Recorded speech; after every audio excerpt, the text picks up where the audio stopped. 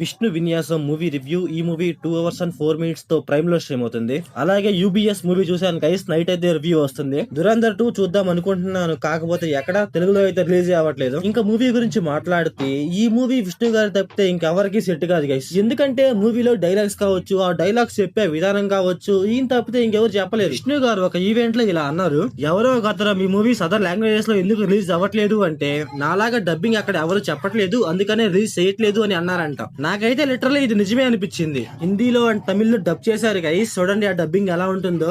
అసలు మన విష్ణు గారి డబ్బింగ్ కి అండ్ ఆ డబ్బింగ్ కి సంబంధమే ఉండదు. విష్ణు గారి డబ్బింగ్ ఎంత ఫ్లూయెంట్ గా ఉంటుందంటే ఎక్కడ వాయిస్ మింగాలో, ఎక్కడ వాయిస్ బయటికి రావాలో అన్ని పర్ఫెక్ట్ గా ఉంటాయి. కాకపోతే ఈ డబ్బింగ్ తో ఒకటే చిన్న ప్రాబ్లం గైస్, మనం చూస్తే లాస్ట్ ఒక 2 movies నుంచి ఇదే డబ్బింగ్ ఉంటుంది ఆ మూవీస్ లో. ఈ వే ఆఫ్ డబ్బింగ్ కంటిన్యూ చేస్తా ఉంటే మనకి రాబోయే మూవీస్ లో అయితే కొంచెం బోర్ కొట్టచ్చు.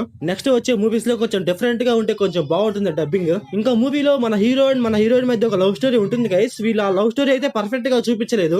అంటే మన హీరోయిన్ ఫస్ట్ టైం చూసిందంట, అప్పుడే లవ్ పుట్టేసిందంట, అదేమో కిస్సుల దాకా వెళ్ళిపోయిందంట. దాంతో పాటు మన హీరో లవ్ చేస్తున్నాడంట, నెక్స్ట్ డే ఏమో కిస్సులు పెట్టేసుకున్నారంట. ఆ లవ్ స్టోరీ ఏదైతే ఉందో అదైతే అంత నమ్మశక్యంగా లేదు. అలాగే మూవీ స్టార్టింగ్ లో మన హీరోయిన్ కి ఏదో డిజార్డర్ ఉందనేసి ఏదో లాక్ చేస్తారు మా మూవీని. ఎంత లాక్ చేస్తారంటే అంత లాక్ చేస్తా ఉంటారు. ఆ డిజార్డర్ ఏంటో చెప్పరు, చెప్తా అంటారు. ఎంత లాక్ చేస్తారంటే అంత లాక్ చేస్తారు. ఇంకా మూవీలో స్టోరీ ఏమన్నా కొత్తది కొంచెం డిఫరెంట్ గా ఉందంటే కాదనమాట. చాలా రెగ్యులర్ స్టోరీ మనం చాలా మూవీస్ లో చూసే ఉంటాం. నాకైతే క్లైమాక్స్ లో ట్విస్టే కొంచెం ఓకే అనిపించింది గైస్, అంతే. ఇంకా మూవీ స్టోరీ ఎమోషనల్ గా ఫ్లిప్ చేస్తారు గైస్. ఎంత ఫ్లిప్ చేస్తారంటే అంత ఫ్లిప్ చేస్తారు.